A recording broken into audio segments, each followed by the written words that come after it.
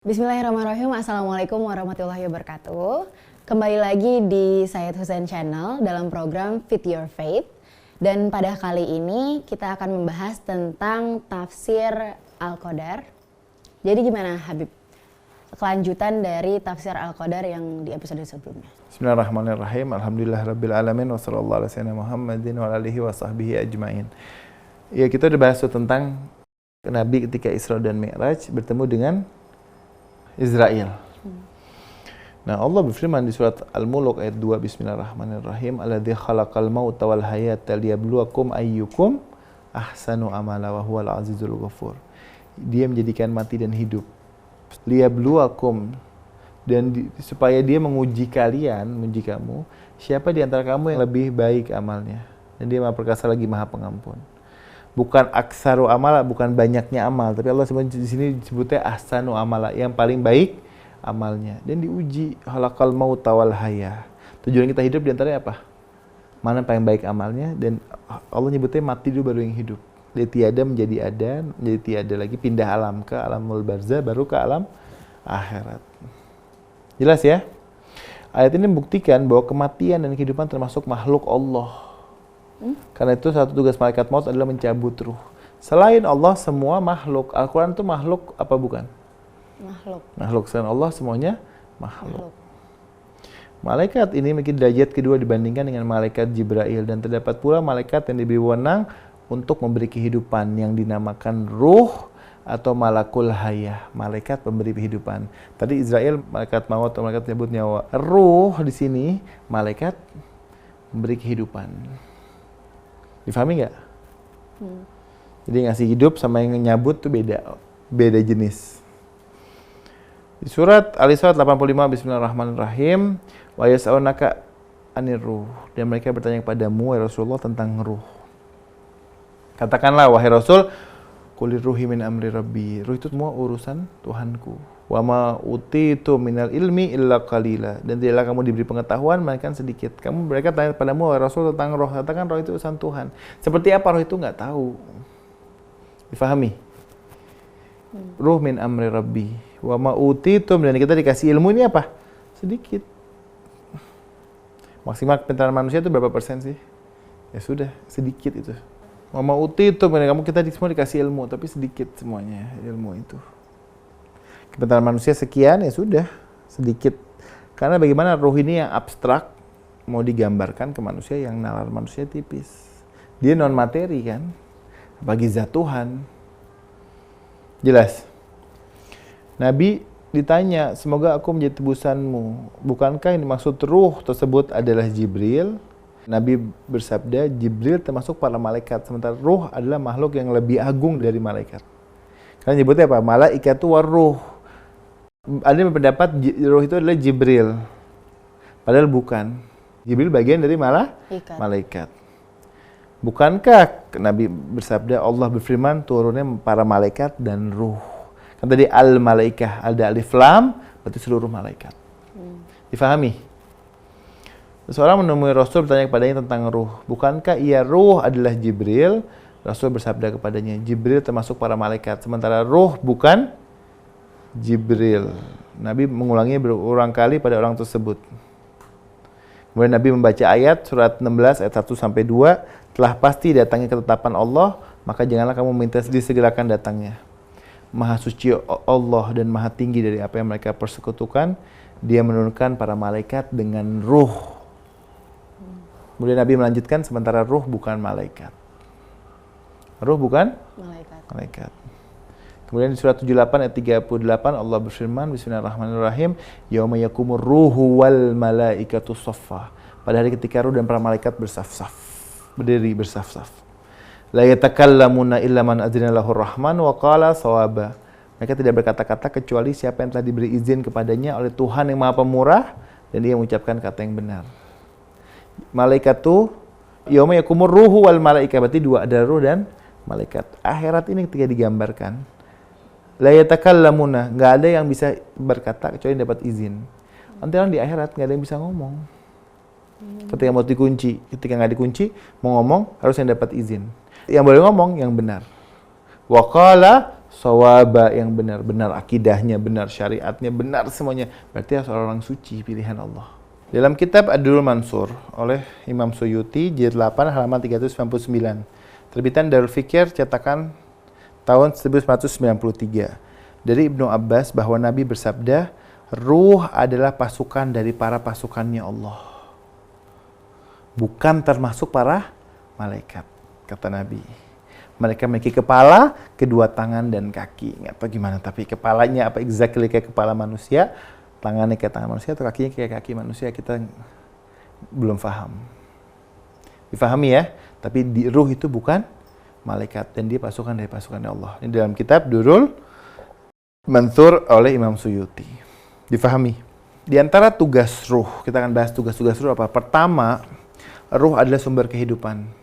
Karena itu awal ayat kursi dimulai dengan Bismillahirrahmanirrahim. Allahu la ilaha illa huwal hayyul qayyum. Al-hayyu al-qayyum. Demikian pula istighfar yang terkenal yang berbunyi Astaghfirullahalladzi la ilaha illa huwal hayyul qayyum. Segala sesuatu yang ruh masuk kepadanya, baik dari manusia, hewan, benda mati, atau tumbuhan, mereka itu semuanya hidup. Karena Al-Quran tidak pernah melihat sesuatu itu mati. Gak ada. Quran tidak pernah menyebut ini semua ini nih, semuanya makhluk.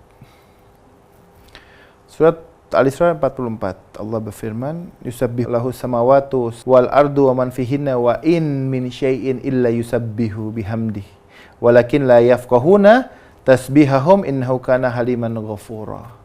Langit yang 7, bumi dan semua ada dalamnya bertasbih kepada Allah. Semua bertasbih, dan tidak ada yang satupun mereka bertasbih dengan memujinya, tapi kamu sekalian tidak mengerti tasbih mereka. Kita nggak ngerti. Ini ciptaan Allah bukan? Iya. Apa? Dinding. Dari mana? Dari batu. Batu ciptaan Allah. Laptop? Iya.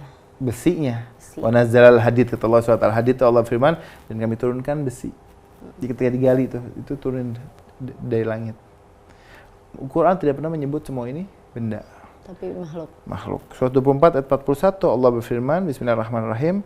Alam tara annallaha yusabbihu lahu man fis samawati wal ard wat tayr safatin kullu qad alima salatahu wa tasbihahu. Wallahu alimun bima yaf'alun. Tidaklah kamu tahu bahwasanya Allah kepadanya bertasbih apa yang di langit dan di bumi, dan juga burung yang mengembangkan sayapnya. Langit, bumi semuanya bertasbih. Hatta kepakan sayap burung. Masing-masing telah mengetahui cara sholat dan tasbihnya. Sholatahu wa tasbihahu. Mereka semua tahu cara sholat dan tasbihnya. Jelas ya? Surat Al-6 ayat 38, Bismillahirrahmanirrahim. Wa ma min dabatin fil ardi wa la ta'iri yatiru bi janahaihi illa umamun amsalukum ma farratna fil kitab min syai'in thumma ila rabbihim yuhsyarun. Dan tiadalah binatang-binatang yang ada di bumi dan burung-burung yang terbang dengan kedua sayapnya, melainkan illa umamun amsalukum. Semua umat seperti kamu, seperti kalian semua. Mereka ada umat.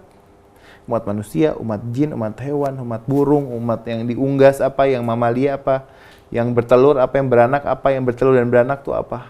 Itu ovipar, ovivipar, vivipar. Ingat gak klasik materi itu? Ma farratna fil kitab min syai'in tsumma ila rabbihim yuhsyarun. Tiadalah kami alfakan sesuatu pun dalam Alkitab, Al-Quran itu semuanya dijelasin oleh Al-Quran. Di surat Ar-Rahman ayat 6 Allah berfirman, Bismillahirrahmanirrahim. Wa najmu wasyajaru yasjudan. Dan tumbuh-tumbuhan dan pohon-pohon kedua-duanya sujud kepada Allah. Yasjudan, sujud. Sujudnya gimana kita nggak tahu bentuknya gimana. Manusia sujudnya begitu. Bagaimana pohon dan Wa najm itu bisa bintang ya di sini. Apakah benar di malam Lailatul Qadar semua makhluk bumi itu bersujud kepada Allah dengan caranya masing-masing kayak yang tadi dibilang? Semuanya sujud. Ya kecuali manusia dan jin ya. Karena sebenarnya nggak perlu di malam Lailatul Qadar sih. Karena kami panggil langit bumi dengan suka atau terpaksa, mereka mengatakan kami beriman kepada Allah Rabbul Alamin, Tuhan semesta alam.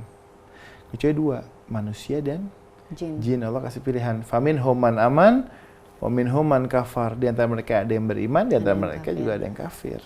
Nggak perlu di malam Lailatul Qadar. Setiap hari kan sujud yasjudan.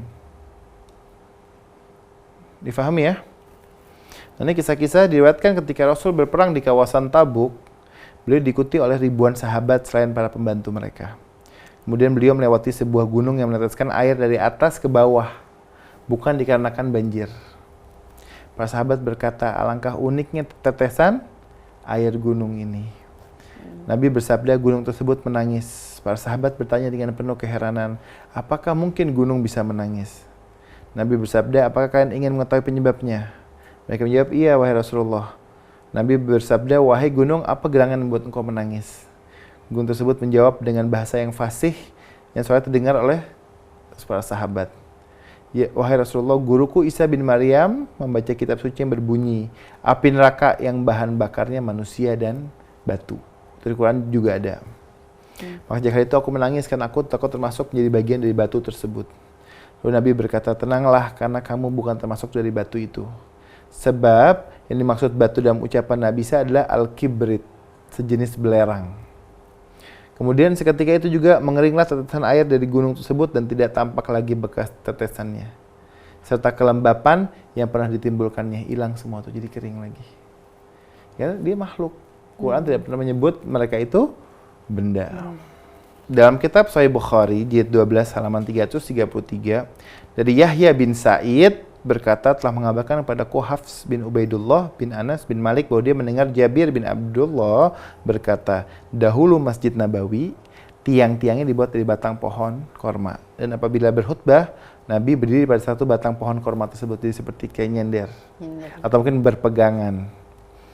Ketika beliau telah dibuatkan mimbar dan beliau berkhutbah dengan berdiri di atasnya, kami mendengar suara dari batang kayu tersebut bagaikan suara unta yang hampir melahirkan.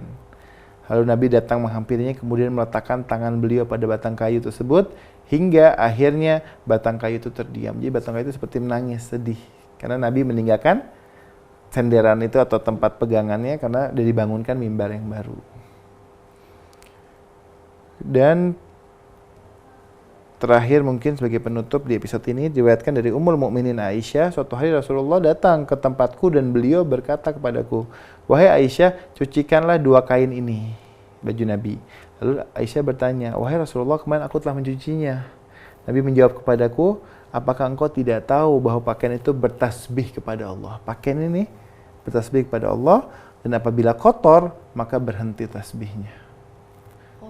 Berarti kalau misalnya kotor nggak bertasbih? Iya. Semua makhluk? Semua. Makanya binatang kenapa kok kita, ini tambahan dan bagus kalau mau dibahas, tapi mungkin pembahasannya panjang. Binatang itu gimana kok bisa mati? Kena buruan. Binatang kalau dia berhenti tasbih, berarti hizibnya, penjagaannya hilang. Makanya dia ditangkap, diburu oleh manusia atau diburu oleh binatang lain. Tapi kalau dia selamat, berarti dia masih selalu menjaga tasbihnya. Nah, pakaian juga sama. Kan udah dicuci, tapi engkau tidak tahu, kata Nabi. Nabi kan mengetahui ini dia itu bertasbih. Selama baju itu bersih, dia bertasbih. Tidak bersih, dia berhenti bertasbih. Makanya kan kita kenapa kalau sholat bajunya suruh minimal satu. Jadi subuh di hari Senin, duhur di hari Senin, asar di hari Senin, maghrib di hari Senin, isya di hari Senin. Jadi subuh di hari Senin sampai ketemu Senin depan 7 hari. Jadi kalau dikali 7, 35 baju kita punya. Senin subuh, Selasa, Senin duhur, Senin asar, Senin maghrib, Senin isya, Selasa semua. Itu ya, itu dianjurkan seperti itu karena kita menghormati sholat. Saya pikir itu kajian kita episode ini ya. Terima kasih Habib atas penjelasannya. Alhamdulillah tadi baru saja kita mendengarkan ilmu yang sangat-sangat baik tentang tafsir Al-Qadar dari Habib Hussein. Semoga ilmu yang tadi disampaikan bermanfaat untuk kita semua. Dan buat teman-teman semua, jangan lupa untuk di-like, di-share, di-subscribe, dan juga kalau misalnya kalian ingin bertanya, bisa langsung aja komen di bawah. Thank you for watching. See you next time. Wassalamualaikum warahmatullahi wabarakatuh.